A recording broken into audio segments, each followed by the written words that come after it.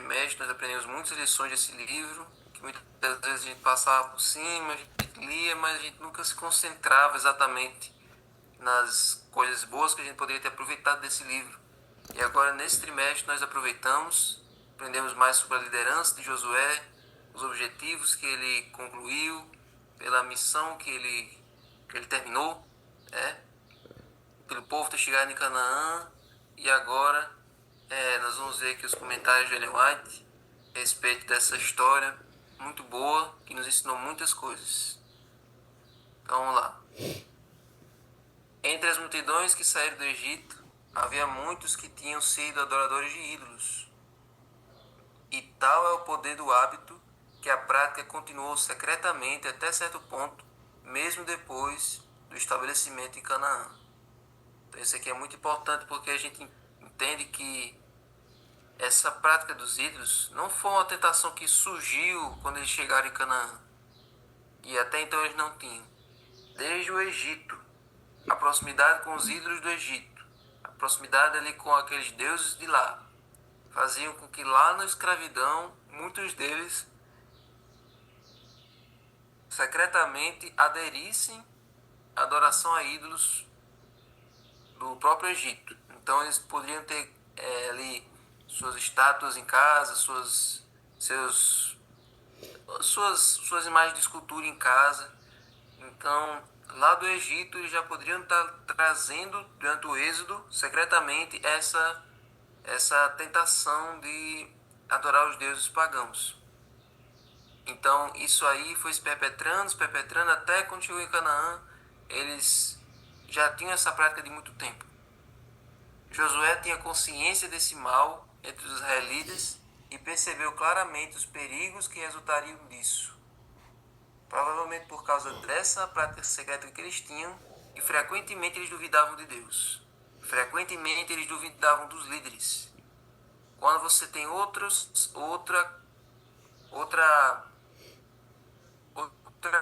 coisa disputando o espaço de Deus no seu coração, quando você secretamente adora outra coisa sem ser Deus, isso faz com que você duvide de Deus constantemente. Isso faz com que você critique e reclame dele com frequência. Então, o fato de eles terem outros deuses secretamente ali no meio deles fazia com que a fé deles em Deus fosse fraca. Poderiam ficar reclamando contra Moisés e depois contra Josué, como eles fizeram.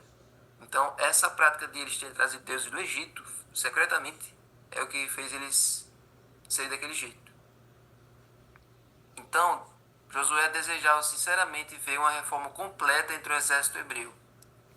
Embora uma parte da hoste hebraica fosse adoradora espiritual, muitos eram meros formalistas.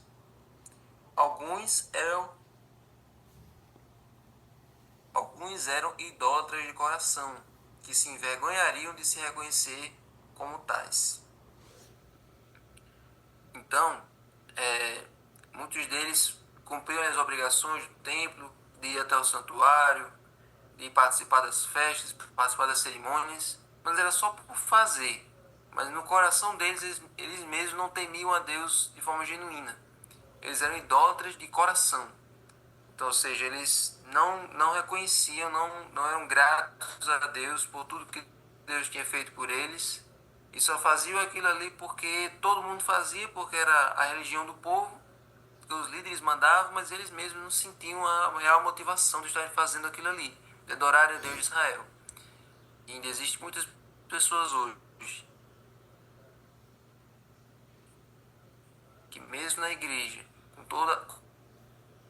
com acesso a toda a verdade, não sabem responder à razão da fé deles, não sabem defender aquilo que eles acreditam, não sabem definir o porquê que eles são adventistas, e estão aí, culto após culto, semana após semana, só cumprindo obrigações, só cumprindo ali uma rotina vazia e sem significado para eles. Então, essas pessoas são os idólatras de coração que ele vai estar dizendo aqui. Então, essa não deve ser a nossa realidade. Nós devemos procurar ser diferentes e permitir que essa religião não se torne algo vazio. para que essa religião seja viva dentro de nós. Essa solene aliança foi registrada no livro da lei, para ser sagradamente preservada. Josué ergueu então uma grande pedra debaixo de um carvalho que estava junto ao santuário do Senhor. E disse Josué a todo o povo: Eis que essa pedra nos será por testemunha, porque ela ouviu todas as palavras do Senhor que ele nos falou, portanto vos será por testemunha, para que não negueis o vosso Deus. Aqui, Josué afirma claramente que suas instruções e advertências ao povo não eram suas próprias palavras, mas as palavras de Deus.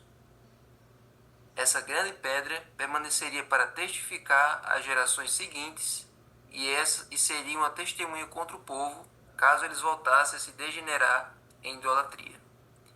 Então, assim como Moisés fez lá no seu último discurso, aqui Josué também faz aí perto do seu último discurso. Lá Moisés disse assim: Eis que tomo os céus e a terra por testemunha contra vós, para que vocês escolham entre o bem e o mal, entre a vida e a morte, que eu estou colocando diante de vocês. Então ali Moisés usou uma testemunha da natureza, o céu e a terra, e aqui novamente Josué também usa uma testemunha da natureza, usando essa pedra. Ela vai ser de testemunha da decisão de vocês. Então, gente, nós vimos aí, desde do Êxodo até agora, que as palavras por si só não seguram uma pessoa. Só declarar que vai servir a Deus, só afirmar, só cantar, ou só a verbalização do seu compromisso com Deus não vai fazer você realmente ter um compromisso com Deus. O povo disse várias vezes a Moisés: tudo que o Senhor fizer, tudo que o Senhor falar, nós faremos. E o povo disse a Josué: pode ficar relaxado, que nós vamos ser obedientes a Deus, nós vamos ser fiéis, sem sombra de dúvida. Eles disseram isso várias vezes. E só declarações, só afirmações, só promessas não adiantam. Para termos comunhão com Deus, é preciso renunciar aos ídolos. Renunciar, tirar aquele preguinho de Satanás, como nós já falamos várias vezes. Então, a religião pode virar religiosidade, se não for feita com amor, se não for feita do coração. É exatamente como Iris falou. Então, o segredo para que eles pudessem prosperar na terra prometida, para que as promessas dele fossem realmente de verdade, e não palavras, palavras vazias, era se eles fizessem uma reforma na sua vida espiritual. Se eles levassem a sério o que é colocar Deus em primeiro lugar. Como aquele povo ficava dividido entre Deus e os ídolos, e Josué sabia disso, foi por isso que ele disse aquela frase lá no último discurso dele: escolham hoje a quem vocês vão servir, se é esses deuses que vocês adoraram da além do Eufrates, ou esses deuses que vocês estão adorando agora, porque eu sei que eu e minha casa a gente serve a Deus, nós serviremos ao Senhor. Josué sabia. Então, eu acredito que o livro de Josué termina com esse diferente de Deuteronômio, que termina para cima. Josué termina assim meio em aberto. Será que o povo realmente iria seguir os conselhos do seu líder? Será que o povo ia realmente criar juízo e adorar a Deus de verdade, agora que não tinha mais um líder para incentivar a fazer isso? Então, a resposta aqui no livro de Juízes, nós vemos que isso infelizmente não aconteceu. Sem o líder, eles ficaram à solta, sem o líder eles ficaram sem alguém para motivá-los, e aí eles fraquejaram na fé. Mas como a gente já disse aqui nos últimos dias da lição, a gente não precisa depender de um líder para ter nossa ligação com Deus. A gente não precisa ser dependente de uma pessoa para ter a nossa comunhão. Cada um precisa ter seu próprio momento com Deus, sua própria história com Deus, seu próprio relacionamento íntimo com Deus, para que independente do que aconteça com os líderes, com as autoridades maiores, a gente permaneça fiel. Pode vir a crise que for, pode vir a situação que for, mas nós estamos ali ligados àquele que não pode errar, àquele que não pode mudar, àquele que está lá sempre por nós. Então, em toda a vida de Josué, os israelitas serviram ao Senhor. Pergunta 4 aí da sexta. E que conclusão você gostaria que as pessoas tirassem sobre a sua vida? Em toda a vida de Josué, o povo de Israel serviu a Deus. embora uns não fossem de coração, mas todos serviram a Deus, né? Que conclusão você gostaria que as pessoas tirassem sobre a sua vida? Você está cumprindo a obra que Deus lhe deu? Josué pode encerrar o livro dele assim como Paulo encerrou a vida dele. Combati o bom combate, completei a carreira e guardei a fé. A missão que Deus deu para ele, ele conseguiu. O povo venceu os inimigos, se instalou em Canaã, e o que quer que tenha dado errado não foi culpa dele. Porque ele incentivou, ele fez a parte dele. O povo aqui já vinha com o coração duro de muito tempo. Mesmo com Moisés, o povo já era duro. Mas Josué cumpriu a missão dele. E a obra que Deus lhe passou. Até porque o líder não consegue fazer o povo ser fiel, mas ele dá o exemplo, exatamente. Josué mostrou que ele e a sua família adoravam a Deus e eram fiéis a Deus. Agora, se o povo ia seguir o exemplo, era da decisão de cada um. O líder não pode forçar o povo a ser fiel. O ancião, o diretor, ele não vai obrigar a igreja a cada um ter a sua comunhão, não. É uma decisão de cada pessoa. Então, gente, que nós possamos aprender com esse livro, nós possamos ter aprendido com esse livro grandes lições e que nós, como igreja, possamos buscar cada um o seu azeite diário do Espírito Santo. Assim como Jesus fazia. Jesus só ia para o seu ministério do dia depois de ter buscado a Deus antes de tudo.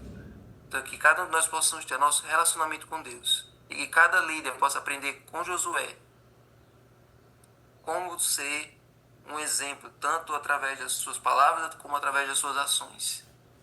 E que ao final da nossa vida, quando completarmos a nossa carreira, porque um líder é líder até morrer, ninguém deixa de ser líder com o tempo. Um líder bom, ele vai até a sua morte sendo um líder e sendo um exemplo para os outros. Que as pessoas possam tirar uma boa conclusão da nossa vida e dizer que ali morreu, ali descansou um servo de Deus, tendo concluído a obra que Deus lhe deu. Amém? Senhor Deus, aqui chegamos ao final de mais uma lição, de mais um trimestre, onde nós aprendemos sobre Josué, aprendemos sobre Caleb, aprendemos sobre esses homens que venceram os inimigos, que superaram várias barreiras, derrotaram gigantes para levar o teu povo até o seu descanso, até a terra prometida. Nos ajuda, Senhor, a aprender com o exemplo desses homens, aprender as lições de liderança com a vida deles, e que nós, como povo, possamos evitar de cair nos mesmos erros que aquele povo caiu.